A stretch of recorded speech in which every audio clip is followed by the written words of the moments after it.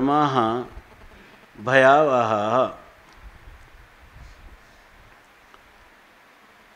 स्वअनुष्ठितात अनुष्ठितात म्हणजे चांगल्या प्रकाराने अनुष्ठान केलेला, म्हणजे शास्त्राने जसं विधान केलं अशा तंतोतंत चांगल्या प्रकारानं अनुष्ठान केलेला हा परधर्मात आपला जो परधर्म आहे, म्हणजे जे काही चातुर्वर्णीय सांगितले ब्राह्मण क्षत्रिय वैश्य आणि शूद्र, किंवा जे आश्रम सांगितले ब्रह्मचर्य गृहस्थ वानप्रस्थ आणि संन्यास, हे ज्याच्या त्या वर्णाश्रमाचे धर्म आहेत, परंतु चांगल्या प्रकाराने पण दुसऱ्याच्या धर्माचं अनुष्ठान केलं, म्हणजे ब्रह्मचर्याने गृहस्थाचं किंवा गृहस्थाने संन्यासाचं असं कोणतंही, किंवा ब्राह्मणाने शूद्राचं किंवा शूद्राने ब्राह्मणाचं, पण ब्राह्मण वर्णाला किंवा ब्रह्मचर्याला जे सांगितलेलं आहे त्याच्या विरुद्ध अशा प्रकारचं पण चांगल्या प्रकाराने जर कोणी अनुष्ठान केलं, म्हणजे आपल्या स्वधर्माचा परित्याग केला आणि दुसऱ्याच्या धर्माचं म्हणजे वर्णाश्रम धर्माचं यथार्थ रीतीनं यथार्थ म्हणजे शास्त्राने सांगितल्याप्रमाणे तंतोतंत त्याचं पालन केलं किंवा त्या धर्माचं अनुष्ठान केलं, परंतु या ठिकाणी विगुणाः स्वधर्माः, परंतु एखाद्याने गुणरहित म्हणजे ते आपल्या धर्माचं जे काही दोष आहेत त्या दोषयुक्त स्वधर्माः अनुष्ठिताः, जर आपल्या स्वधर्माचं अनुष्ठान केलं, म्हणजे एखाद्याने आपल्या वर्णाला किंवा आश्रमाला सांगितलेला जो काय आचारसंहिता आहे ती चांगल्या प्रकाराने पाळण्याऐवजी त्याच्यामध्ये काही त्रुटी निर्माण झाल्या, म्हणजे दोषयुक्त किंवा त्याच्यामध्ये सांगितलेले जेवढे गुण आहेत त्या गुणाने रहित असं जरी अनुष्ठान केलं तरी ते म्हणतात की त्या दुसऱ्याच्या धर्माचं चांगल्या प्रकाराने अनुष्ठान करण्यापेक्षा आपल्या वर्णाश्रम धर्माचं जर त्या ठिकाणी त्रुटीपूर्ण दोषयुक्त असं जरी अनुष्ठान घडलं तरी श्रेयान, तरी ते त्याच्या कल्याणाला कारण होतं. स्वधर्मे निधनम श्रेयः, आपल्या स्वतःच्या धर्माचं म्हणजे वर्णाश्रम, इथं धर्म शब्द जो आहे तो वेदविहित वर्णाश्रम धर्म, वेदाने सांगितलेला वर्णांना किंवा आश्रमाला अनुसरून जो आपल्यासाठी आपण ज्या वर्णामध्ये जन्मलेला आहोत त्याला अनुसरून सांगितलेलं जे धर्माचरण किंवा धर्मानुष्ठान ते दुसऱ्याच्या धर्माचं चांगल्या प्रकारे पालन करण्यापेक्षा आपल्या धर्माचं जरी त्रुटीपूर्ण झालं तरी ते श्रेयान, तरी त्या साधकाच्या कल्याणाला कारण होतं. परधर्माः भयावहाः, आणि परधर्म म्हणजे दुसऱ्या वर्णाचा किंवा दुसऱ्या आश्रमाचा जो धर्म आहे त्या धर्माचं जरी आपण चांगल्या प्रकाराने पालन केलं तरी या ठिकाणी भयावह, तो नरकादी भय प्राप्त करून देणारा आहे, आणि स्वधर्माचं आचरण हे कल्याणाला प्राप्त करून देणारा आहे, असा भगवंतांनी या ठिकाणी वर्णाश्रम धर्माचा ह्या कर्मयोग अध्यायामध्ये निर्णय केलेला आहे. या संबंधाने माऊली सांगतात की आगा स्वधर्म हा आपुला जरी का कठीणू जहाला तरी हाची अनुष्ठीला भला देखे. मागं माऊलीने सांगितलं, म्हणून हा आश्रयोच न करावा, मनेही आठवो न धरावा, एकूण निजवृत्तीचा ओलावा नासोद निधी. पाठीमागच्या श्लोकात महत्त्वाची गोष्ट सांगितली की मनुष्याला स्वाभाविक अनंत जन्मापासून शब्दस्पर्शादी विषयांकडं त्याचा ओढा आहे, आणि अनादी संसारमालेच्या ठाई नित्यविषय भोगिले पाही, ते ठसावले चित्ताच्या ठाई वारंवार पायी सेविता. साधारणपणाने अनंत जन्मात ह्या विषयांचा भोग घेतल्यामुळं या जन्मातही त्याचे संस्कार असतात, त्यामुळं त्याची नैसर्गिक प्रवृत्ती ही विषय भोगाकडं होते, आणि त्याला असं वाटतं की या ठिकाणी आपल्या मनाला मानेल त्याप्रमाणे इंद्रिय आणि विषय यांच्या संबंधापासून होणारं जे सुख आहे ते सुख भोगावं अशी त्याची नैसर्गिक प्रवृत्ती असते. परंतु मग ही प्रवृत्ती प्राण्यांच्याही ठिकाणी असेल आणि मनुष्याच्याही ठिकाणी असेल तर ते सुभाषितकार सांगतात या ठिकाणी आहार निद्रा भयमैथुनंच सामान्यमेतत् पशुभिर नराणाम ज्ञानम ही तेषाम अधिको विशेषः ज्ञानेन हीनः पशुभिः समानाः. सुभाषितकार सांगतात आहार, निद्रा म्हणजे झोप, भय म्हणजे भीती, मैथून म्हणजे इंद्रियजन्य विषयभोग, हे जे आहेत तर हे सगळ्यांना, पशूंनाही तेच आहेत, पक्ष्यालाही तेच आहे आणि मनुष्यालाही तेच आहे. आणि हे जर सगळं समान, मनुष्याने काय करावं जन्माला आल्यावर, जसे पशुपक्षी भोग घेतात त्याचप्रमाणे आहार करायचा, निद्रा घ्यायची, जो कोणी विरोधी असेल त्यापासून भय बाळगायचं, त्याच्यातून कसं संरक्षण करता येईल किंवा त्याला विरोध करता येईल.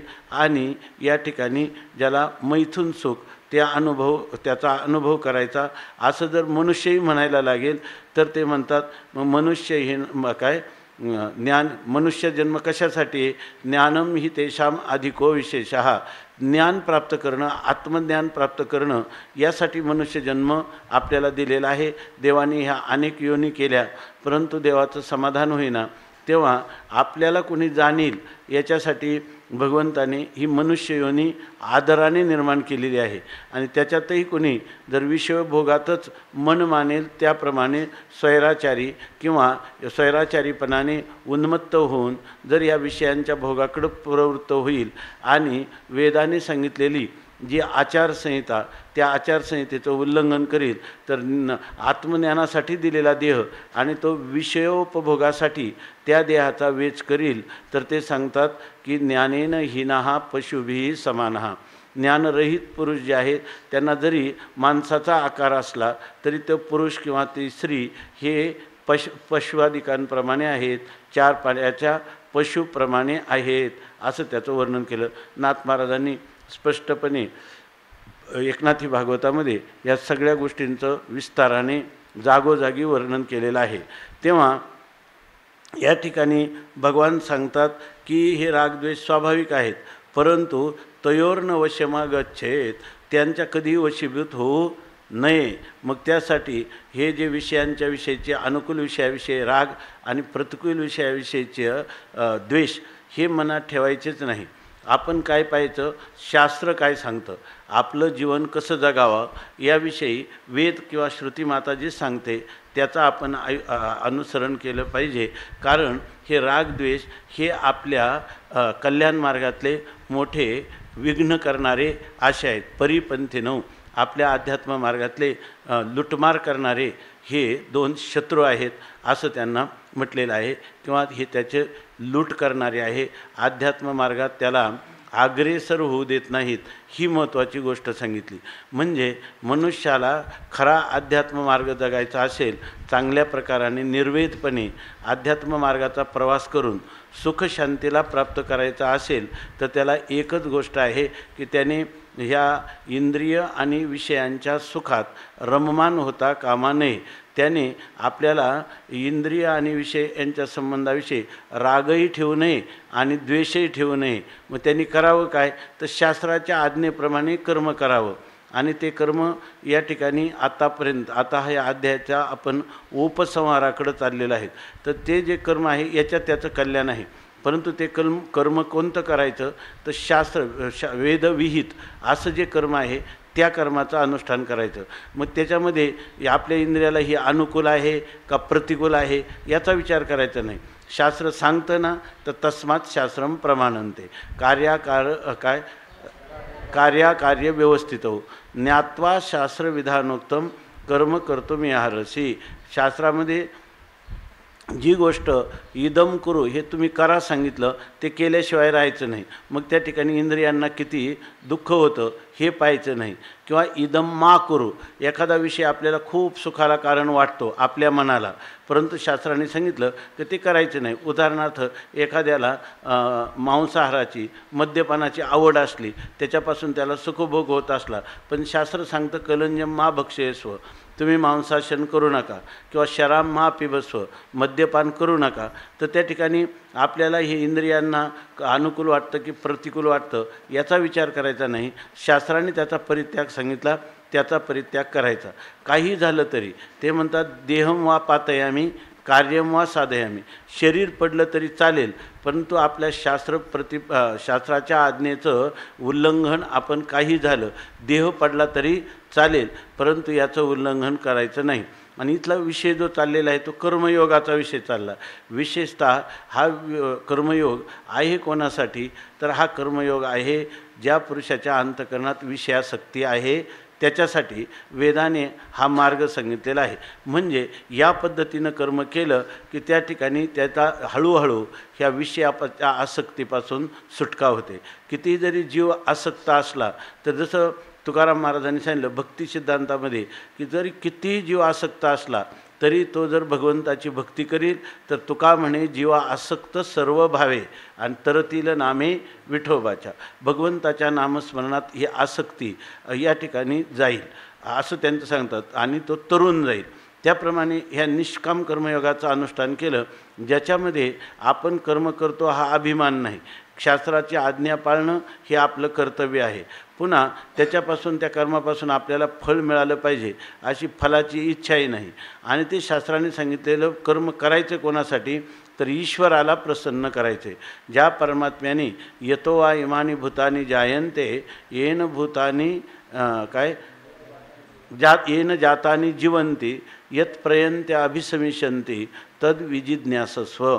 ज्या परमात्म्यापासून हे प्राणी निर्माण झाले, ज्याच्यामध्ये ते राहतात आणि शेवटी ज्याच्यामध्ये लीन होतात, असा असणारा जो परमात्मा आहे संपूर्ण जगताचा स्वामी अधिपती, त्या परमात्म्याच्या प्रसन्नतेसाठी ही मी कर्म करत आहेत. आणि ती कर्म म्हणजे जणू काही शास्त्राच्या आज्ञेप्रमाणे मी केलेलं जे कर्म आहे ती कर्म म्हणजे कोणी एक सुमन किंवा पुष्प आहेत आणि मी त्या कर्मरूपी पुष्पांच्या माध्यमातून किंवा द्वारा ह्या माझ्या जगदात्मा असणारा अखिल जगदीश्वर परमात्म्याची मी पूजा करत आहे. अशा भावनेने हे कर्म केलं तर ते कर्म हळूहळू आपल्याला जे रागद्वेष आहेत या रागद्वेषातून मुक्तता करतं आणि मनुष्याला हळूहळू त्या ज्या लोकांना लाखो रुपये शास्त्राज्ञेचं उल्लंघन करून जे सुख प्राप्त होत नाही त्याच्यापेक्षा अनंतपटीनं सुख त्याला प्राप्त होतं. किंबहुना ज्या लोकांना जसं तुकाराम महाराज त्यांच्याजवळ काहीच नाही पण भक्तीचा असा पुरुषार्थ केला की भक्तिभाग्य सीमा साधीन पुरुषार्थ ब्रह्मीचा जो अर्थ निज ठेवा. आणि काय झालं त्याचा परिणाम, तर घोटवीन लाळ ब्रह्मज्ञान्या हाती मुक्ता आत्मस्थिती सांडविन. या तीर्थ भ्रामकाशी अनिन आळस कडू स्वर्गवास करीन भोग.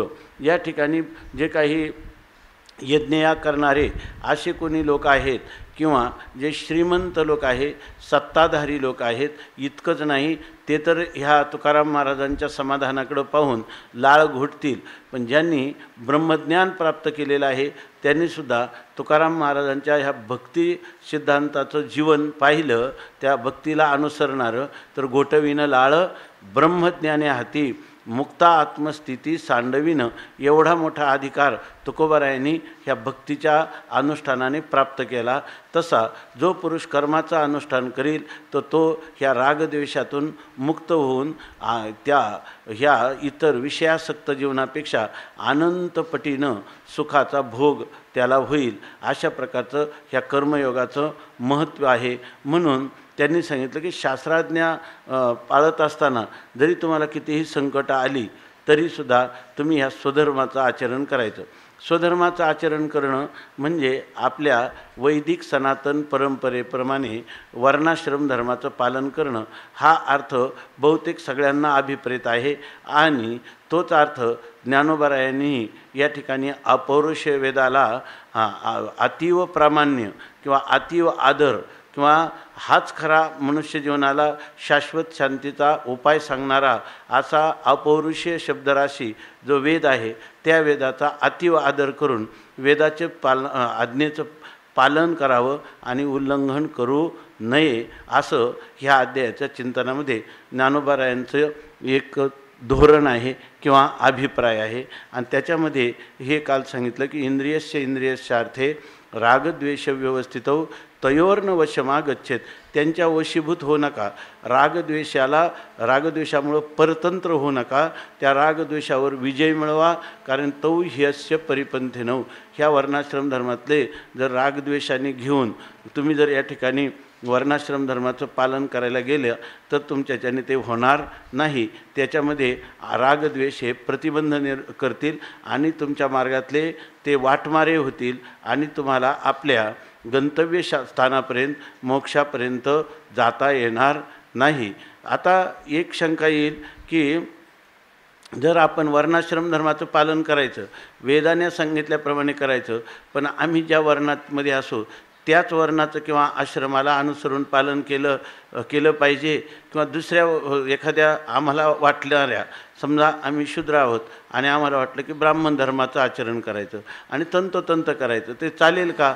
तर ते म्हणतात आणि आम्ही फार तंतोतंत करू. पण इथं भगवान सांगतात श्रेयान स्वधर्मो विगुणः. विगुणः स्वधर्म म्हणजे एखाद्यामध्ये त्याच्यामध्ये आपल्या त्रुटीपूर्ण दोषयुक्त करताना काही अनेक गोष्ट असतात. एक काय कर्म करायचं म्हणजे सगळं आपल्या हातात नाही. अधिष्ठानम तथा कर्ता करणंच पृथग्विधम विविधाश्च पृथक चेष्टा दैवम चैवात्र पंचमम. त्या ठिकाणी अधिष्ठान, कर्ता, करण किंवा काय चेष्टा आणि दैव अशा प्रारब्ध किंवा अधिष्ठात्री देवता यांचं साह्य सगळं असलं तर ते कर्म योग्य रीतीनं घडतं. सगळ्यांनी जरी ठरवलं तरी त्या कर्माचं यथासांग अनुष्ठान होईलच असं नाही. पण आपण जर प्रामाणिक प्रयत्न केला तर तो सुद्धा म्हणतात की श्रेयान, तो सुद्धा त्याच्यापेक्षा श्रेष्ठ आहे किंवा तो त्याला कल्याणाकडे घेऊन जाईल. परंतु दुसऱ्याच्या वर्णाश्रमाचं जर पालन त्यांनी केलं आणि ते पालन जर त्यांनी सुअनुष्ठितात चांगल्या प्रकाराने त्या वर्णाश्रम धर्माचं अनुष्ठान केलं तरीसुद्धा ते म्हणतात विगुणः. आपलं श्रेयान स्वधर्मो विगुणः आणि परधर्मात स्वनुष्ठितात. दुसऱ्याच्या धर्माचं चांगलं अनुष्ठान करण्यापेक्षा आपल्या वर्णाश्रम धर्मात त्रुटीपूर्णता जरी काही झाली अनेक कारणामुळं मनुष्याने प्रयत्न करूनही, प्रामाणिक प्रयत्न करूनही तरीसुद्धा त्याचं कल्याण होतं. परंतु याचं कल्याण होत नाही. तेव्हा माणसाचा बाणा असा असला पाहिजे की स्वधर्मे निधनम श्रेयः. जर हे भगवत वचन आहे, स्वमुखे आपण सांगेतो श्री विष्णू की स्वधर्मे निधनम श्रेयः. आपल्या स्वधर्माचं म्हणजे आपल्या वाट्याला परंपरेनं प्राप्त झालेला जो काही वर्णाश्रम धर्म आहे त्या वर्णाश्रम धर्माचं पालन करताना निधनम म्हणजे मनुष्याला मरण जरी आलं तरी श्रेयः चांगल्या. कारण काय आहे, यांनी यथायोग्य पालन करीत असल्यामुळे वेदाज्ञेचं भगवान पुढं सांगणार आहेत की त्याच्यामध्ये जो मनुष्य चांगल्या मार्गावर यथायोग्य चालतो तर कल्याणाची इच्छेने तर नही कल्याणकृत कश्चित दुर्गतीम तात गच्छती. कल्याणाच्या मार्गावर जायचं आहे, प्रामाणिकपणे जायचं आहे आणि अशा वेळेला वेदाच्या आज्ञेचं उल्लंघन न करता जायचं आहे. किती कष्ट झाले तरी जायचं आहे. रागद्वेषांची गणना करायची नाही.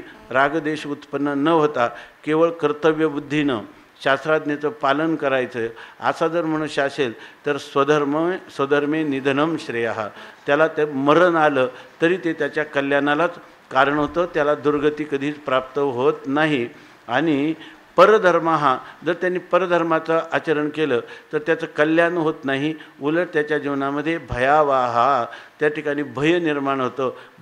भय म्हणजे तो नरकादी किंवा पशुपक्ष्याच्या योनीला प्राप्त होतो. अशा प्रकारचं भगवान या ठिकाणी सांगतात.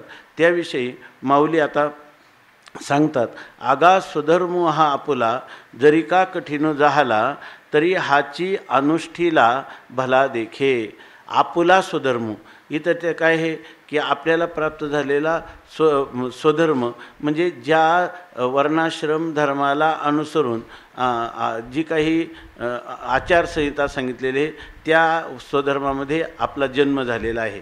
म्हणजे आपण ब्राह्मण, क्षत्रिय, वैश्य, शूद्र ज्या जातीमध्ये निर्माण झालेलो आहोत तर तो जरी का कठीण झाला आणि त्याचं आचरण करणं अत्यंत कठीण जरी असलं तरी हाची अनुष्ठीला भला देखे. त्या ठिकाणी सजन कसाई होते. त्या सजन कसायांना या जे हिंसा बहुल असं कर्म का नाही मांसाहार, परंतु ते मांस त्यांना विकावं लागत होतं तरीसुद्धा त्यांना कोणत्याही प्रकारचा दोष लागत नाही. उलट सजन कसाया विकू लागे मांस. सावता महाराजांना भगवंताची प्राप्ती होती. भगवान त्यांचा खुरपायला येत होता. माळ्या सावत्यास खुरपू लागे, नरहरी सोनारा घडू फुंकू लागे. आपल्या जे काही वारकरी संत आहेत किंवा वारकरी परंपरा आहे ती वेदानुमोदित अशा प्रकारच्या वर्णाश्रम धर्माचं पालन करणारी आहे. म्हणून इथं माऊली सांगतात, स्वधर्म आपला जो स्वधर्म आहे तो कठीण जरी झाला, या ठिकाणी त्याचं आचरण करायला कठीण म्हणजे त्याच्यामध्ये श्रम जरी वाटले तरी हाच या अनुष्ठेला तरी त्याच स्वधर्माचं पालन केलं असताना भला देखे तेच चांगलं आहे हे तू पहा. अर्जुनाला म्हणतात याचा तू विचार कर. विचार करून तू सुद्धा स्वधर्माच्या अनुष्ठानामध्येच प्रवृत्त हो. येरू आचारू जो परावा तो देखता कीर बरवा परी आचरतेनी आचरावा आपुलाची. माणसं जी आहेत ना कर्तव्य तत्पर होण्याऐवजी आपला हक्कच जास्त पाहतात. जे मनुस्मृतीसारखे ग्रंथ जाळले जातात त्याचं कारण काय आहे, ही जी चातुर्वर्ण्य व्यवस्था आहे ती जर तुम्ही म्हणत असाल की चातुर्वर्ण्यम मया सृष्टम गुणकर्म विभागशः तस्य कर्तारमपि माम विद्यकर्तारम व्ययम, या असे काही दिसतं की भगवान आता या ठिकाणी किती आग्रहाने सांगतात वर्णाश्रम धर्माचं पालन करावं. मग करायचं तर ते लोक म्हणतात ह्या माणसामध्ये यांनी भेद निर्माण केले. आता खरं पहा बरं, माणसामध्ये देवानेच भेद निर्माण केलेत. एकासारखा एकाचा चेहरा नाही. आज जगामध्ये किती अब्जावधी लोकसंख्या आहे, पण ही दोन माणसं अगदी जुळे भाऊ सारखे म्हणतो तरी त्याच्यामध्ये काही ना काही भेद असतो. व्यवहारामध्ये भेद आहेच आहे आणि मग आभेद करायचा. व्यवहारामध्ये कधी आभेद होऊ शकत नाही. याच्या ठिकाणी आभेद कुठे आहे, परमार्थता आभेद आहे, तत्वतः अभेद आहे आणि व्यवहारता भेद आहे. जर या ठिकाणी आपले जे शरीर आहे तर त्या शरीराचे विविध अंग आहेत. मग हाताचं काम पाय करू शकत नाही, पायाचं काम हात करू शकत नाही. हा भरपूर आता आपल्या अध्यायाचा उपसंहार आहे. हा विषय जो आहे तो भरपूर चिंतनीय आहे. ह्यात भेद देवानेच निर्माण केलेले. व्यवहारामध्ये कानाचं काम डोळा करू शकत नाही, डोळ्याचं काम रसनेंद्रिय करू शकत नाही, नेत्रेंद्रियाचं. म्हणजे याचा अर्थ ज्याचं त्याचं काम ठरलेलं आहे त्याच्यामध्ये भेदच आहे. फक्त त्याचा अधिष्ठान हे सगळं जे कार्य होतं ह्या सगळ्या कार्यरूप आणि कारणरूप प्रपंचाचं अधिष्ठान एक आहे हे जाणायचं आणि हे जाणण्यात पुरुषार्थ आहे.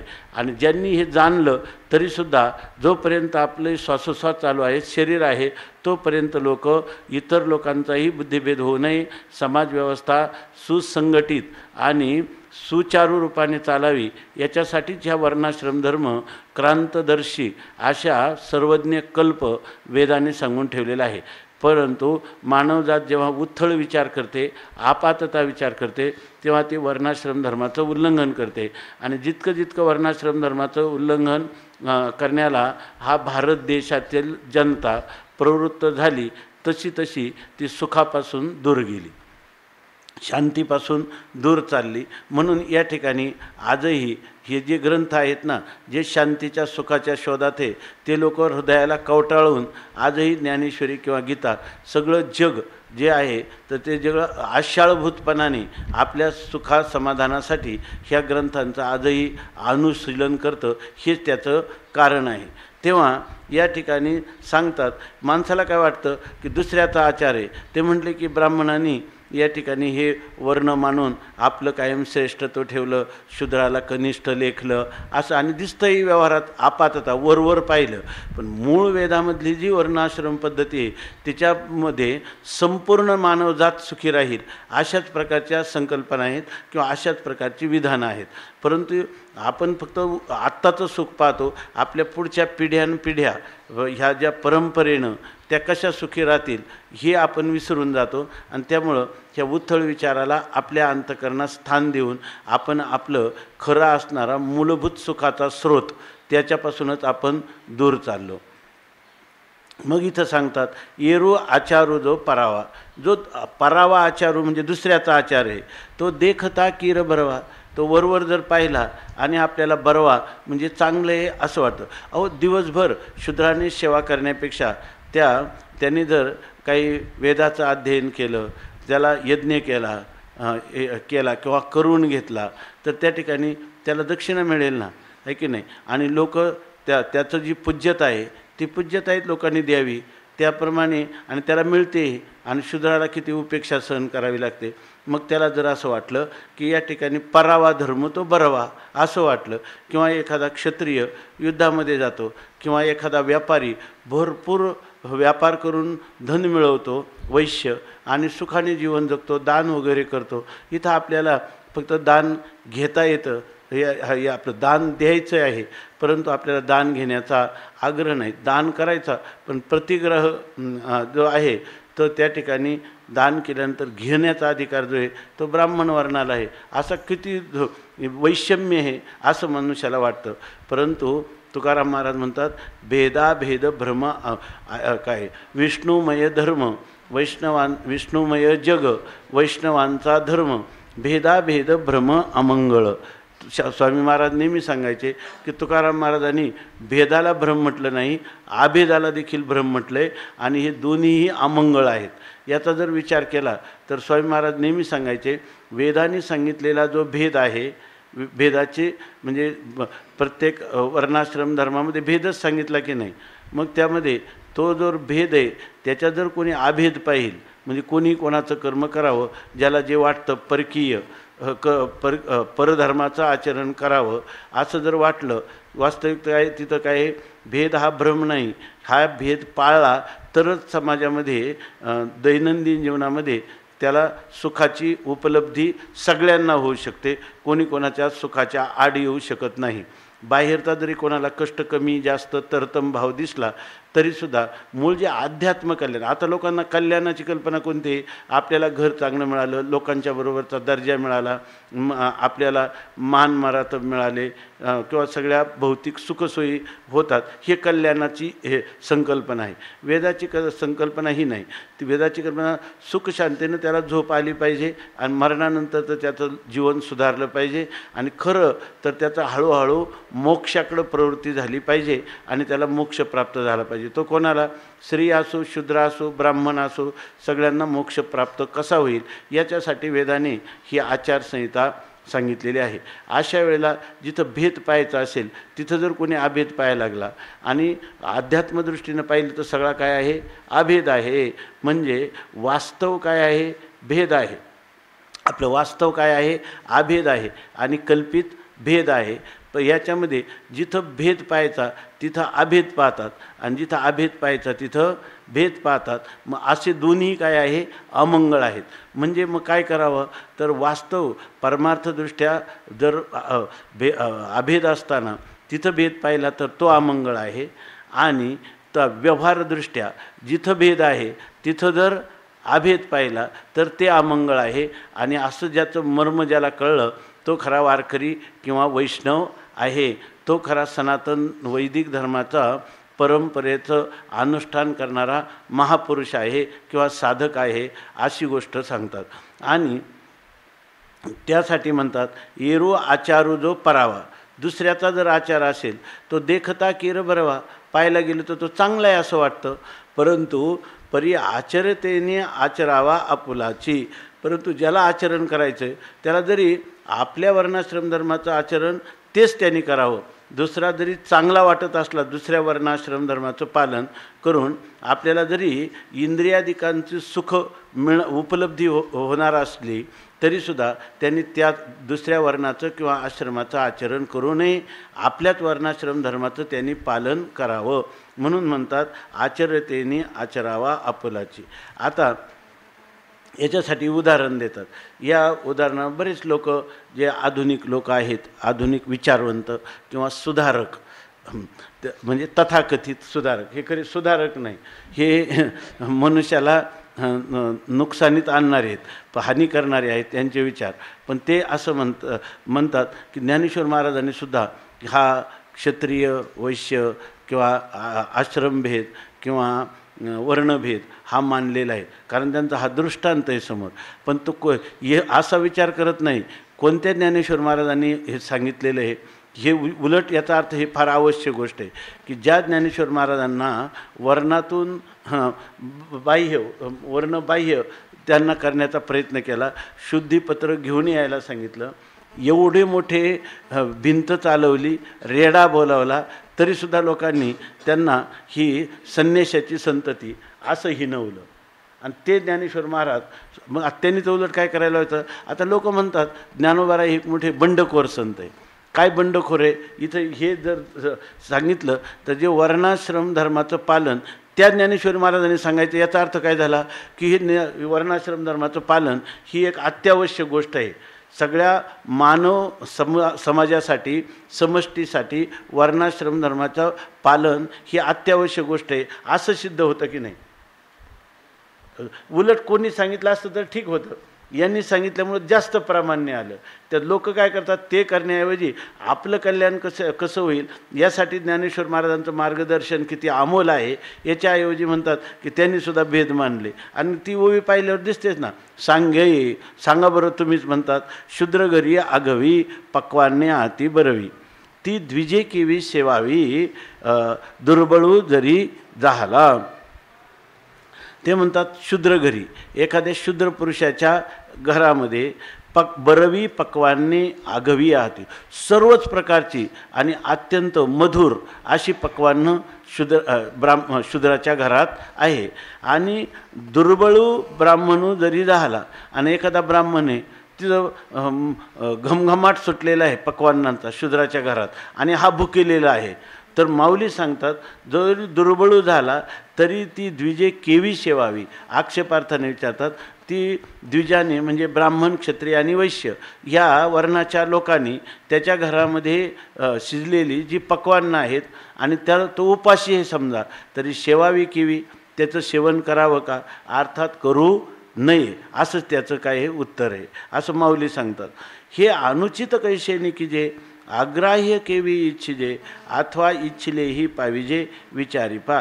काय आहे की आपण कोणाचं अन्न खाल्लं त्या अन्नाचे शरीरावर किंवा मनावर होणारे बुद्धीवर परिणाम हे जे काही विज्ञान आहे हे सगळं विज्ञान जाणणारे भगवान आहे. भगवान काय म्हणतात तुला 7व्या अध्यायात काय ज्ञान आणि विज्ञान तैसे वाटून देऊ. ज्ञान आणि विज्ञान यांचं मूळ असणारं अधिष्ठान म्हणजे परमात्मा श्रीकृष्ण आहे सर्वज्ञ.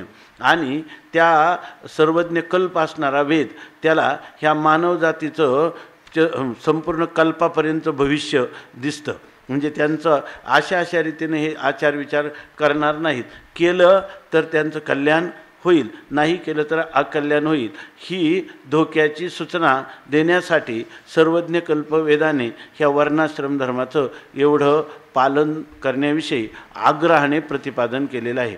आणि परमात्मा ज्यावेळेला मानवसृष्टी किंवा ही सृष्टी उत्पन्न होते त्याच वेळेला तो वेदाचा काय होतो आविर्भाव. जसा मानव उत्पन्न झाला त्याबरोबर देवालाच वाटतं की मानव उत्पन्न झाला पण याला सुखी समाधानी जीवन कसं जगता येईल त्यासाठी ही वेदसंहिता जे यात धाता यथापूर्वम अकल्पयत पूर्वीच्या कल्पात जसा वेद होता तसाच वेद या ठिकाणी आविर्भूत होतो केवळ कल्याणासाठी. आणि त्या वेदाचा वास्तविक आहितापासून काढिती हितदेवनी वाढविती नाही गा श्रुती परवती माऊली जगा. मनुष्याला अहितापासून दूर करून त्याच्या हितामध्ये त्याला प्रेरित करण्यासाठी श्रुतीसारखी माऊली म्हणून वेदाला माऊली आईची उपमा दिलेली आहे. परंतु लोक असं म्हणतात की या ठिकाणी हे जे शूद्र घरी आघवी पक्वान्ने हाती बरवी ती द्विजे केवी सेवावी दुर्बळू जरी झाला. माऊलीने हे विषमता सांगितली का नाही. याच्यामध्ये एक प्रकारचं वैषम्य. बरं त्यांना इतका प्रतिकूल अनुभव होता त्यांनी तरी सांगावी का पण काही नाही त्यांनीसुद्धा तीच री ओढली असं म्हणतात. परंतु एवढा असून माऊलीने ही री का ओढली किंवा याचं समर्थन का केलं तर याच्याशिवाय दुसरा पर्याय नाही. मानवजातीला वर्णाश्रम धर्माचं पालन हे अत्यंत आवश्यक आहे हे जाणून माऊलींनी त्या ठिकाणी ही ओवी घातलेली आहे. म्हणून म्हणतात द्विजी केवी सेवावी दुर्बळू जरी झाला. ह्या इथं काय आहे मनुष्य ज्याचं अन्न खातो जैसे खाया अन्न तैसे होय मन. म्हणून ह्या ज्या आहाराच्या आणि विहाराविषयी शास्त्राने जेवढं सांगितलेलं आहे ते गणितापेक्षाही तंतोतंत विज्ञान आहे. तर जैसा घेपे आहारू धातू तैसाची होय आकारू धातू ऐसा अंतरू भावो पोखे. आपण जसं अन्न खाऊ आपल्याकडे वारकरी धर्मामध्ये मांसाहार वर्ज्य मद्यपान वर्ज्य याचं कारणच काय आहे की आपण जे जे अन्न खातो त्या अन्नापासून जसं आपलं शरीर बनतं तसंच आपलं मन पण बनतं. म्हणून त्यांनी सांगितलं आपण नेहमी चिंतन करत असतो की अन्नमाशितम त्रेधा विधीयते, खाल्लेल्या अन्नाचे 3 भाग होतात. तस्य या स्तविष्टाः तन मल तन तस्य स्तविष्ठा तन्मलाः, जे काही त्याचा स्थूल भाग आहे त्याच्यापासून हे मलमूत्र तयार होतात जे बाहेर टाकले जातात. आणि त्याचा जो मध्यम भाग आहे यो मध्यमः स्तनमांसम, त्याच्यापासून हे मांस रक्त असे धातू बनतात. आणि यो अनिष्ट स्तनमनः, उपनिषदामध्ये सांगितलं त्याचा जो अत्यंत सूक्ष्म भाग असतो त्याच्यापासून मन तयार होतं. त्यामुळं जर तुम्ही जसे अन्न खाल त्याप्रमाणे मन होईल. म्हणून या ठिकाणी जर शांताराम गुरुजींनी एक दृष्टांत दिला की एक मनुष्य मधुकरीला गेला आणि त्या मधुकरी वाढताना त्या गृहस्थाला काहीतरी काम होतं किंवा त्या मातेला, म्हणून त्यांनी तिथं तो प्याला त्याला भाजी वाढून ठेवून दिला. त्यांनी तो तसाच झोळीत घातला आणि संन्यासी घेऊन गेला. तर दुसऱ्या दिवशी त्याला वाटलं, सकाळी पाहतो मधुकरी निघता आपण ह्यांचंच भांडं आणलेले. त्यांनी सांगितलं मी परकीय पदार्थाचं कधीच ग्रहण करणार नाही, चौर्य कर्म माझ्याकडून होणारच नाही. हे का म्हणून मी केलं, हे झालंच कसं. मग त्यांनी बराच विचार केला आणि तो पुन्हा त्या घरी मधुकरीला गेला आणि संन्याशाने त्या बाईला विचारलं की हे जे तुम्ही मला अन्न वाढलं काल हे तुमचं अन्न होतं का. तिने सांगितले की याचा जो कोरडा शिदा आहे तर एका मोठ्या कोणी चोराने तो आम्हाला दिला होता आणि त्यांनी सांगितलं तुम्ही याचा उपयोग करा, त्याचीच आम्ही भाकरी करून तुम्हाला दिली. याचाच अर्थ काय, ते चौर्य का. त्यांनी सांगितलं म्हणूनच मला ही बुद्धी झाली. हे अन्न तुम्ही काल मला दिलेलं सात्विक अन्न नव्हतं, हे तमोगुणी अन्न होतं की ज्यामुळं माझ्या बुद्धीमध्ये माझी बुद्धी भ्रष्ट झाली, बुद्धिभ्रंश झाला. त्याचं कारण काय, त्या अन्नाचा झालेला परिणाम. हे सगळं कोणी वेदाने जाणलं. कारण वेद कसा आहे, सर्वज्ञ ईश्वराच्या यस्य निश्वसितम वेदः, वेद जो आहे तो वेद भगवंताच्या निश्वासातून उत्पन्न झालेला आहे. म्हणून ईश्वराला सर्वज्ञ म्हणतात आणि वेदाला सर्वज्ञ कल्प म्हणजे जवळजवळ सर्वज्ञ असा असणारा जो वेद आहे. त्यांनी सांगितल्यावर माणसं काय करतात, वेदाने असं का म्हणावं, वेदाने तसं का, जणू काय हा वेदाचाच बाप आहे, वेदावर आलोचना करतो. पण हे असं करण्याचं काही, जिथं तर्क किती मनुष्य तार्किक असला तर वेदाला त्याने कोणत्याही प्रकारचं दूषण देऊ नये. म्हणून आणि देऊ नये हे माऊलींचं काय आहे, मनोगत आहे. म्हणून ते म्हणतात की अशा प्रकारची ही आचारसंहिता पाळलीच पाहिजे. पुढं सांगतात हे अनुचित कैशेने कीजे, अग्राह्य केवी इच्छिजे, अथवा इच्छिले ही पाविजे विचारी पा. ते म्हणतात हे अनुचित कैशेने कीजे, म्हणजे शूद्राच्या घरची पक्वान्न असले तरी ब्राह्मणाने किंवा द्विजांनी, त्या इतर त्रैवर्णिकाने, त्रैवर्णिकांना पण म्हणतात, त्यांनी त्याचं सेवन करावं का, अर्थात करू नये. हे अनुचित आहे म्हणजे उचित नाही. ते कैशेने कीजे, कसं काय करावं हे अनुचित, माऊलींना म्हणजे अर्थात करू नये. अग्राह्य केवी इच्छिजे, ते म्हणतात वास्तविक जर पाहिलं अग्राह्य म्हणजे हे ग्रहण करण्याला किंवा सेवन करण्याला योग्य नाही. त्यांनी हे चांगल्या प्रकारचं अन्न आहे, मी उपाशी आहे म्हणून त्याच्या अंतःकरणात इच्छा होऊ शकते. पण माऊली म्हणतात कैशेनी इच्छिजे, ही सुद्धा इच्छा कशी करता, म्हणजे जी गोष्ट शास्त्राला मान्य नाही ती गोष्ट माझ्या मनाला कितीही वाटलं तरी ती ग्रहण तर करायची नाही, पण मनातच ही इच्छा उद्भूत होऊ द्यायची नाही. माझा प्राण गेला तरी चालेल, पण अग्राह्य वेदाने जे करायला सांगितलेलं नाही ते मी करणारच नाही. केवी इच्छिजे केवी, त्याची इच्छा तरी कशी करावी. बरं, म्हणजे इच्छिले ही पाविजे विचारी पा. आणि समजा माणसाला इच्छा झाली, पण इच्छा झाली तर तिथंच त्या इच्छेचा निरोध करावा. पण पाविजे, इच्छिले ही पाविजे, पण माझी इच्छा झाली तर आता आपण ह्याचं काय करू, सेवन करू, प्राप्त करून घेऊ, मिळवू. असं तरी इच्छिले ही पाविजे, त्याचं प्राप्त करावं. विचारी पा, विचार कर. अर्थात विचार केला तर काय होईल की त्या गोष्टीची प्राप्ती करायची नाही, इच्छाही करायची नाही आणि तिचा भोगही घ्यायचा नाही. हे शास्त्राच्या मनोगताप्रमाणे ठरलेले आहे. अंतःकरणात इच्छासुद्धा उत्पन्न होऊ द्यायची नाही. तरी लोकांची धवळारे देखो निया मनोहरे, आसती आपुली तनारे मोडावी केवी. ज्ञानोबरायांचं हे मनोविज्ञान आहे वर्णाश्रम धर्माबाबतीत. हे नेहमीच होणार आहे. मानवी मन आहे त्या ठिकाणी एखादा शूद्रपुरुष आहे त्याला कष्ट आहेत, एखादा वैश्य आहे त्याला सुख दिसतं आहे, तर त्याला असं वाटेल की नाही याचं जीवन धन्य आहे, मग याच्यासारखंच आपण करावं असं त्याला वाटणं साहजिक आहे की नाही. पण त्याच्या आधी त्याच्या मनोभूमिका अशा अध्यात्माच्या अधिष्ठानावर स्थिर होण्यासाठी माऊली सांगतात की हे बघा बरं हे कसं करणं आहे. लोकांची धवळारे, लोकांची धवळारे म्हणजे चुनेगच्ची असे मोठमोठे वाडे आणि देखोनिया मनोहरे ते आपल्याला मनाला हरण करतील. म्हणजे अत्यंत सौंदर्यपूर्ण असं वाटतं की काय वाडा आहे. असा वाडा जरी पाहिला तरी आसती आपुली तनारे मोडावे केवी. आणि कोणी पाहिलं एका गरीब माणसाने गवताची कोपी करून झोपडी करून राहतो त्याने, मग त्यांनी काय करावं, अरे आपल्याला असाच वाडा बांधायचा, या आपल्या झोपडीत राहून काही उपयोग नाही. म्हणून त्यांनी काय केलं, गवताची झोपडी मोडूनच टाकली. आता गवताची झोपडी मोडून टाकली म्हणजे राहत होता त्या राहण्याचं जे काय आश्रय होता वस्तीस्थानाचा तोही गेला, आश्रयही गेला. आणि चुनेगच्ची वाडा मिळाला का, तोही मिळाला नाही. त्या वाड्याचं सुख याला प्राप्त झाले का, नाही. म्हणून आसती आपुली तनारे, आपल्या असणारी गवताची तनारे म्हणजे तणापासून गवतापासून बनलेली झोपडी ती मोडावी केवी, ती मोडून टाकावी का, नाही बाबा, आपलं आहे त्या झोपडीच ठीक आहे, त्याच्यामध्येच त्याने राहावं.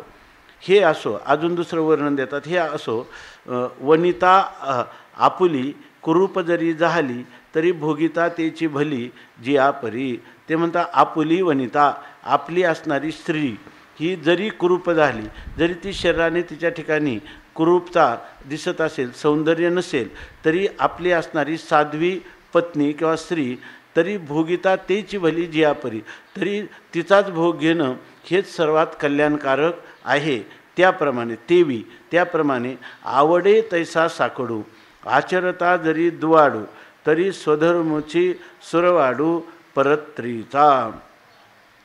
माणसं आहे ना, जे माणसं मरणोत्तर जीवनाचा विचार करत नाही किंवा भवितव्याचा विचार करत नाही, आता आपातता वरवर वाटणारं सुख, हे सुखाचा भोग घेणं, त्याच्यासाठी शास्त्रीय नियमाचं उल्लंघन करणं याचा विचार करत नाही. आता सध्या प्राप्त झालेलं सुख आहे ते सुरुवातीला, कालच आपण चिंतन केलं की सुरुवातीला ते अमृतासारखं वाटतं बचनागाप्रमाणे, परंतु नंतर त्याचा परिणाम मात्र ते विष त्याचं प्राणहरण करतं. ह्या गोष्टीचा कोणीही विचार करत नाही. त्यामुळं मनुष्याची मनं जी आहेत ती मनं शास्त्राच्या आज्ञेला भीत नाहीत किंवा ह्या आज्ञेचं उल्लंघन केलं तर आपल्याला काय होईल. म्हणून सध्याच्या काळामध्ये आता लोक म्हणतात हे पाप पुण्य ही भूलताप आहे, वेदाचं ब्राह्मणाने आपल्या स्वतःच्या उदरनिर्वाहाचं साधन म्हणून हे वर्णाश्रम धर्माचं पालन केलेलं आहे, अशाच प्रकारची यांची बुद्धी होते. आणि शिवाय आता काल आपण पाहिलं की अशा लोकांना काय करू नये,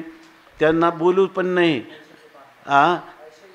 ऐशे जे पार्था विन्मुख जे या परमार्था तयाशी संभाषण सर्वथा करावे होना, तर करावे ना त्यांच्याशी बोलूसुद्धा नाही. मग आता हे लोक काय होतील, आणखीन त्याच्यापासून दूरच जातील की नाही, कारण हे लोक नास्तिक आहेत. मग त्यांना काय डुबते रहो अशी स्थिती झाल्यामुळं ते लोक आणखी दुःखाच्या गर्तेत जात राहणार, दुसरं काय होणार आहे का.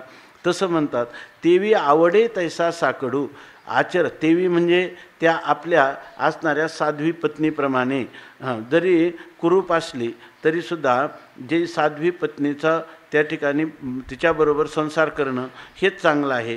तेवी त्याप्रमाणे म्हणजे ज्ञानेश्वर महाराज जे दृष्टांत देतात ते दृष्टांत पुन्हा काय धर्माच्या पालनाला अनुकूल, त्याच्यातही दृष्टांतातही त्यांना वाटतं की धर्माचं पालन व्हावं म्हणून उदाहरणसुद्धा तशाच प्रकारचं दिलं. कोणतं, हे जे दुर्बळ ब्राह्मणाचं उदाहरण दिलं किंवा साध्वी स्त्रीचं उदाहरण दिलं, सती किंवा सत्पुरुष त्यांचं उदाहरण दिलं.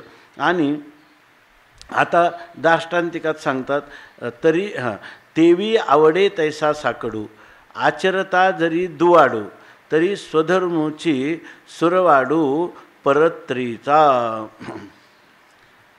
आवडे म्हणजे वाटेल इतका, साकडू म्हणजे कठीण असला, स्वधर्माचं पालन वाटेल इतकं कठीण असलं, आचरता जरी दुआडू, आणि आचरण करत असताना ते आचरण करणं किती कठीण असलं किंवा कष्टप्रद असलं, म्हणजे दुःख करताना काय हे दुःख होत असेल. आता तुम्ही सांगा, शूद्राला जेव्हा सेवा करायची किंवा एखाद्या पतिव्रती स्त्रीचं जे वेदाने सांगितलेलं आचरण त्याप्रमाणे पतीची सेवा करायची, इतकंच नाही तर मरणोत्तर सती जायचं, आपलं शरीरसुद्धा त्यागायचं, हे कष्टप्रद नाही का? परंतु असं जरी असलं तरीसुद्धा स्वधर्मची सुरवाडू परत्रीचा, परंतु या जीवनामध्ये हा जो स्वधर्म आहे तोच खरा सुरवाडू, म्हणजे तो खरा आनंद देणारा आहे. किंवा सुरवाड याचा एक अर्थ आहे सखा किंवा मित्र. परत्रीचा सुरवाड म्हणजे परत्रीचा म्हणजे मरणोत्तर परलोकातला खरा सांगाती कोण असेल तर हा स्वधर्मच आहे, ही गोष्ट सांगतं. लोक जे ना, लोकांना हे असं दिसतं की मग सीतामाईला किती त्रास झाला वगैरे, आपण कधी चिंतन केलं असेल. महात्मा गांधींना एकदा विचारलं, जे लोक स्वधर्माचे पालन करतात ना त्यांना याच्याविषयी काही खंती नाही, किती त्रास होऊ द्या तरी ते स्वधर्माचं पालन करतात. परंतु यांना खूप कष्ट होतात. हे म्हणणारे कोण आहे? जे स्वधर्माचे पालन करत नाही. स्वधर्माचे पालन करणाऱ्यांची ही तक्रार नाही, त्यांना कष्ट भोगण्यातच आनंद वाटतो. कारण तुका म्हणे गाजे वैकुंठी सोहळा आणि याही भूमंडळा माझी कीर्ती. याही लोकात आपलं ठीक राहील, परलोकातही कल्याण करील. कारण धर्माचं आचरण हे नेहमी तुम्हाला यहलोकातही कल्याणच करून देतं, सुरवाड आनंद करतं आणि परलोकातही. बाह्य जीवन कसं दिसतं याला काही महत्त्व नाही. त्यांनी विचारलं पत्रकारांनी महात्मा गांधींना की सीतामाईसारखी साध्वी स्त्री असताना तिला या ठिकाणी काय वनामध्ये पाठवलं गेलं, वनवासाला जावं लागलं. वनवासामध्ये कितीतरी तिनं रामप्रभूबरोबर क्लेश भोगत आपलं साध्वीता सोडली नाही, तरीसुद्धा तिला अग्निदिव्य करायला लावलं. हे रामचंद्राच्या चरित्रातला एक कलंक आहे का नाही? तर असं त्यांनी विचारलं, तुमचं याच्यावर काय मत आहे? मग त्याचं उत्तर देताना महात्मा गांधींनी सांगितलं, तू विचारलेला प्रश्न सीतामाईनं विचारायला पाहिजे होता, आहे की नाही? सीतामाईंनी काहीच तक्रार केली नाही, तक्रार याची आहे. तसं इथं सांगतात की तेवी आवडे तैसा साकडू, आचरता जरी दुआडू, आचरण करताना कष्टप्रद असला, आवडे तैसा साकडू, कितीही कठीण असला तरी स्वधर्मची सुरवाडू परत्रीचा. तरी हा स्वधर्माचं पालन करणं हे परत्रीचा म्हणजे परलोकाचा म्हणजे मरणोत्तर जीवनामध्ये हा सुरवाडू म्हणजे खऱ्या अर्थाने मित्र आहे. मित्र कधी संकटात सोडित नाही. तसा धर्मो रक्षते रक्षिता, हा स्वधर्माचं पालन हे त्या पालन करणाऱ्या पुरुषाचं हा धर्मच काय करत असतो? रक्षण करीत असतो.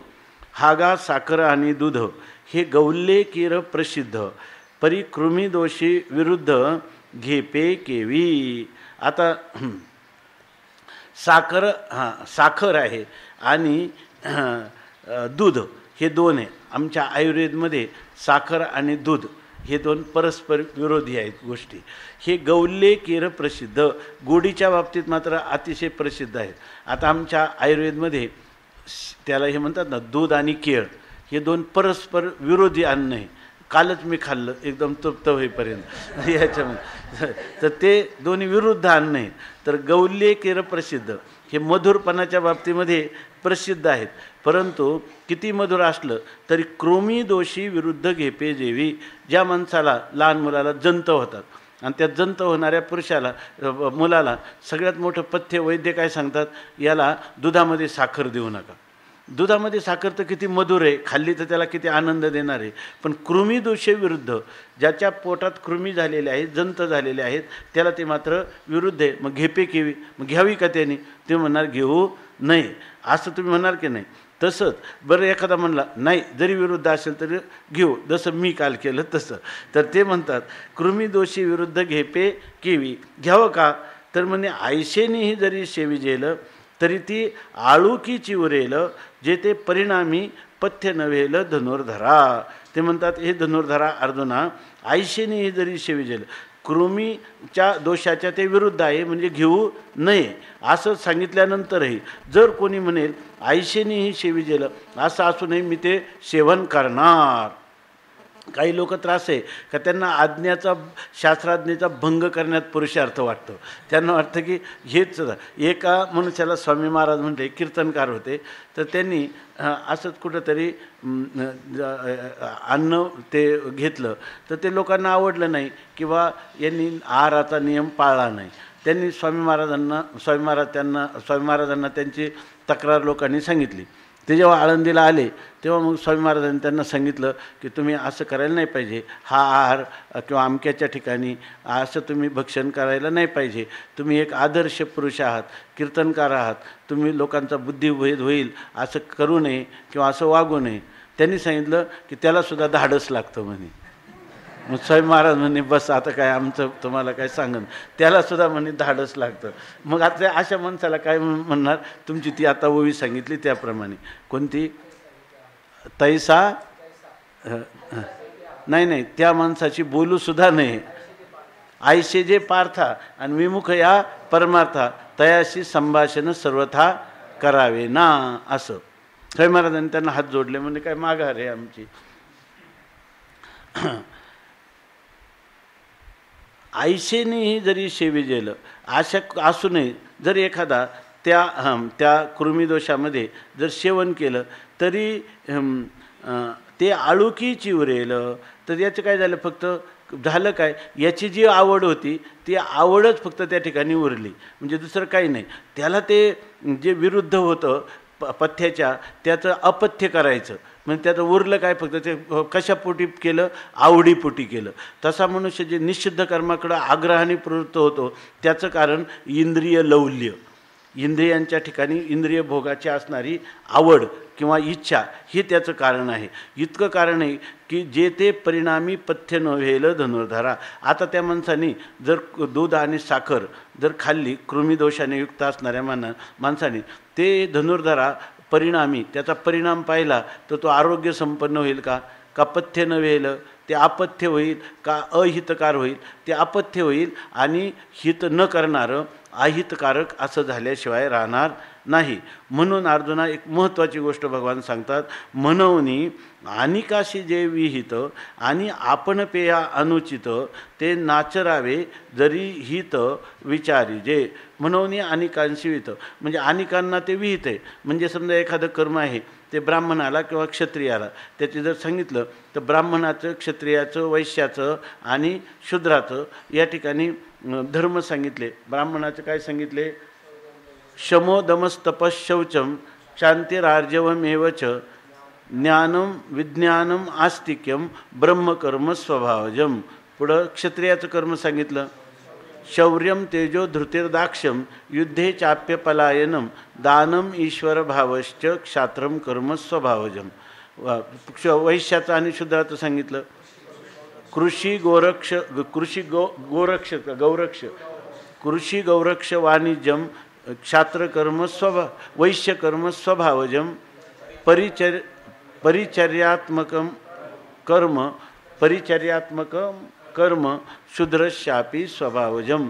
अशी ही सगळी कर्म प्रत्येकाची सांगितलेली आहेत.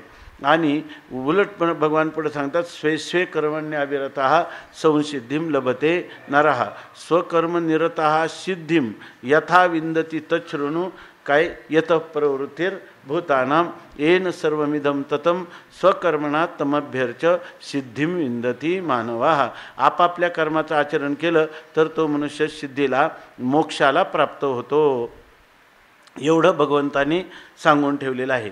मग असं असूनही जर मनुष्य हे ऐकणार नाही, आग्रह धरील, तर ते आळुकीचं उरेल. त्याचा अर्थ काय आहे, त्याला वेदाचं सोयीरसूतक नाही आणि आपल्या खऱ्या कल्याणाचंही सोयीरसूतक नाही. त्याला आपल्याला मनाला, इंद्रियांना जेणे सुख होईल ते करण्यात त्याला कल्याण वाटतं, म्हणून आळुकीची उरेल. त्या ठिकाणी त्याची इच्छाच प्रधान झाली. शास्त्राची आज्ञा किंवा विधान हे प्रधान तो मानत नाही. आळुकी जे ते परिणामी पथ्य नव्हेल धनुर्धरा. म्हणून ज्ञानेश्वरी जे असा ग्रंथ आहे ना, तर इतर ग्रंथ शिकायला आपल्याला भरपूर अनेक काळही अधिक जातो, बुद्धीची शक्ती भरपूर खर्च होते आणि त्याची उपस्थिती राहील का नाही हे सांगता येत नाही. आणि त्याच्यातून जे काही निष्पन्न सार आहे जीवन जगण्यासाठी कदाचित थोडं असतं, किंवा कदाचित बरंच महान असलं तरी परिपूर्ण नसतं. पण हा ग्रंथ असा आहे, नुसतं भावधर्वणी या वाची ज्ञानेश्वरी जेवढा अर्थ कळेल तेवढा अनुष्ठानात आलं तर त्याचं दररोज वाढतं कल्याण त्या मनुष्यालाच काय होईल, अनुभवाला येईल. म्हणून ज्ञानेश्वर महाराजांनी जगात हे एक अलौकिक कृती करून ठेवली. याचं काही नाही, ह्या गोष्टी जसं बोलल्यासारख्याच ज्ञानेश्वर महाराज बोलतात. एवढ्याच गोष्टी आपल्या ध्यानात आल्या आणि तेवढ्या अनुष्ठानात आल्या, त्या कळल्या जेवढ्या अंशात तेवढ्या पटल्या आणि तेवढ्या अनुष्ठानात आल्या तर तेवढं त्याला जीवनात याची देही याची डोळा त्याला याचा अनुभव येईल. अशा पद्धतीनं माऊलीनं सांगितलं. आता याच्यात अवघड काय आहे, अवघड करायला दुपारी असा विचार आला की एवढा मोठा एक कर्मकांड जे वेदालासुद्धा खूप विस्ताराने करावं लागलं आणि ते जर कर्मकांड म्हणलं तर माऊलीने हा विषय आता पुढचं बघा, एका श्लोकावर एक नाही तर 2 ओव्या आहेत. आता उपसंहारात श्लोक जेवढे आहे ना त्याच्या मानाने जर पाहिल्या तर ओव्या फार कमी आहेत. धुमेनाव्रियते वन्नीर ह्या 260 आहे आणि हा 38वा श्लोक आहे आणि 43वा श्लोकामध्ये 243 म्हणजे श्लोक किती आहेत, जवळजवळ 5 श्लोक आहेत आणि त्याच्यावरच्या ओव्या किती आहेत, 15. 5 श्लोकावर ओव्या किती आहेत, फक्त 15 ओव्या आहेत. या असं का बरं लिहिलं असेल माऊलीने याच्यामध्ये, आहे की नाही. वेदाला ज्याचा विस्तार कर्मकांडाचे मंत्र जास्त आणि उपासनाकांडाचे आणि याचे कमी, असं का याचं कारण असं आहे, इथं काही ज्ञानेश्वर महाराजांना याचा तपशिलात फार त्याचं तर्कशुद्ध पद्धतीने याची सिद्धी करायची असं वाटलं नाही. इथं धर्माचं सांगायचं तर तो म्हणजे काय, वेदविहिता धर्म, वेदाने जे सांगितलं ते काही डोकं न चालवता करायचं, आहे की नाही. मग इथं माऊली काय स्पष्टीकरण करणार, म्हणून माऊलीने याचं जसं भगवंताचं मनोगत आहे फक्त मराठीत करून सांगितलं, म्हणून याचा विस्तार नाही. नाहीतर कर्मकांडात फक्त 275 ओव्या किंवा फार झाला विचार तर सगळ्या वेदातल्याही कर्माचा जरी विचार केला तर ते काय फार मोठा हे केला असं नाही. 3ऱ्या 4थ्या आणि 5व्या अध्यायामध्ये विशेष विचार आला आणि 18व्या अध्यायामध्ये काही विचार आला, बाकीचं काही. आणि त्याच्यातही त्याचं महत्त्व सांगत असताना माऊलींनी आपलं सरळ त्याची विधानं केलेली आहेत किंवा सांगितलेलं आहे. याचं कारण हे जर तुम्हाला अनुष्ठानात आणलं तर एवढं पुरे आहे आणि ज्याला अनुष्ठानात नाही आणायचं त्याला सगळी ज्ञानेश्वरी एवढा 3रा अध्याय लिहिला तरी त्याचा काही उपयोग नाहीच आहे. त्यापेक्षा त्याचं जे मार्मिक रहस्य आहे त्या रहस्यपूर्ण खुलासा मात्र माऊलींनी सगळा केलेला आहे. आणि त्याप्रमाणे हे सांगतात की आयशेने जरी सेवी जेलं तरी आळुकीची उरेल, तर तुमची फक्त इच्छाच त्या ठिकाणी होईल, आवड पुरली, पण परिणामी पथ्य न वेल धनुर्धारा, परंतु त्याचा परिणाम तुम्हाला पथ्य म्हणजे हितकार होणार नाही असं अर्जुना म्हणतात. त्यालासुद्धा सांगतात धनुर्धारा. धनुष्य धारण केले, त्याला बाण लावून ज्याचं आपल्या लक्षाकडं हित असेल म्हणजे लक्षाकडं चित्त एकाग्र असेल त्याला धनुर्धारी म्हणतात. ज्या माणसाला आपलं जीवनाचं कल्याण करायचं असा जो कोणी साधक असेल तो काही नाही, त्याचं लक्ष काय, माझ्या जीवनाचं कल्याण, आणि ते कल्याण कशाने होईल, श्रुती प्रतिपादित धर्माच्या पालनाने. म्हणून अर्जुनाला धनुर्धर असं म्हणतात. म्हणून अनेकांशी जे विहित आणि आपण पेया अनुचित ते नाचरावे जरी हित विचारी जे. माऊली म्हणतात या सर्वाचा सारांश काय आहे, जरी हित विचारी जे, जर आपलं खरं कल्याण त्या कल्याणाचा विचार करायचा असेल तर अनेकाशी जे विहित, जे दुसऱ्याला विहित म्हणजे तुम्ही करा म्हणून सांगितलेलं आहे पण आपण पेया अनुचित, दुसऱ्याला करा सांगितलं आणि आपल्याला ते काय आहे, अनुचित आहे, म्हणजे आपल्याला करा म्हणून सांगितलं नाही, उलट त्या दुसऱ्याच्या धर्माचं पालन करणं हे आपल्याला अनुचित आहे असं जर असेल तर ते नाचरावे, तर त्या ठिकाणी त्याचं आचरण करू नये. पण कोणी करू नये, आमचं म्हणणं कोणाला आहे, जे हित विचारी जे, ज्याला जर तुम्हाला तुमचं खरं कल्याण करायचं असेल तर तुम्हाला ह्या आपलं धर्माचं आचरण करत असताना दुसऱ्याचं धर्माचं आचरण करताना त्यांना उचित ते आहे आणि आपल्याला ते अनुचित आहे. आपल्याला हे ज्याच्यात कष्ट आहे ते आपल्याला उचित आहे पण त्याच्यात कष्ट आहे, तरीसुद्धा दुसऱ्याच्या धर्माचं वर्णाश्रम धर्माचं पालन करू नये आणि आपापल्या वर्णाश्रम धर्माचं पालन केल्याशिवाय राहू नये असं सांगतात. या स्वधर्माते अनुष्ठिता वेचू होईल जीविता, तोही निका वर उभयता दिसत असे. आता या स्वधर्माते अनुष्ठित, एवढीचा अर्थ पहा, हां काय वाटलं तर सांगा किंवा विचारा. या स्वधर्माते अनुष्ठिता, ह्या स्वधर्माचं जर आपण अनुष्ठान करायला लागलो तर जीविता वेचू होईल. एखाद्या वेळेस आपलं सगळं जीवनच त्या ठिकाणी वेचलं जाईल, सगळं जीवनच खर्ची पडेल स्वधर्माचं अनुष्ठान करता. तोही निकावर, परंतु तो सुद्धा खऱ्या अर्थाने श्रेष्ठ अशा प्रकारचं आपल्याला वरदान आहे. म्हणजे सगळं जरी किंवा श्रेष्ठ आहे, म्हणजे स्वधर्माचा अनुष्ठान करताना जरी मनुष्याचं जीवन वेचलं म्हणजे मरण आलं, मरण जरी आलं तरी तोही निका, ते खऱ्या अर्थाने उभयता वर दिसत असे. दोन्ही उभयता म्हणजे त्या मनुष्याचं इहलोकातही कल्याण आहे आणि परलोकातही कल्याण आहे, आणि तो धर्म वर म्हणजे सर्वामध्ये श्रेष्ठ आहे. आणि तो फक्त इहलोकातच श्रेष्ठ आहे असं नाही, तर त्याचं मृत्युत्तर जीवनामध्येही तो कल्याणकारी त्याला ठरणार आहे असं माऊली सांगतात. आणि माऊली असं म्हणत नाही, हे जे वचन कोणाचं हे म्हणतात, आयशे समस्त सूर शिरोमणी, बोलिले जेथ शार्ंग पाणी, तेथे अर्जुन म्हणे विनवणी असे देवा. असं म्हणणारे कोण आहे, तर त्या सांगणारा कोण आहे, तर या ठिकाणी भगवान परमात्मा श्रीकृष्ण. तो श्रीकृष्ण परमात्मा म्हणजे केवळ एका नंदबाबा गवळ्याचा मुलगा नाही, तो समस्त सूर म्हणजे संपूर्ण जे देवता आहेत त्यांचा शिरोमणी, सर्वश्रेष्ठ असणारा हा परमात्मा. आणि जेथ शार्ंग पाणी, आणि ज्या ठिकाणी शार्ंग नावाचं धनुष्य ज्याच्या हातामध्ये धारण केलेलं आहे असा हा श्रीकृष्ण परमात्मा. तेथ अर्जुन म्हणे, असा तिथं परमात्मा आहे. तेथ अर्जुन म्हणे विनवणी असे देवा. आता हे पुढच्या श्लोकाचं हे अवतरण आहे. असा परमात्मा जिथं सांगणार आहे त्या ठिकाणी अर्जुन म्हणतो, देवा एक विनवणी असे. देवा मला आता एक विनंती तुम्हाला करायची.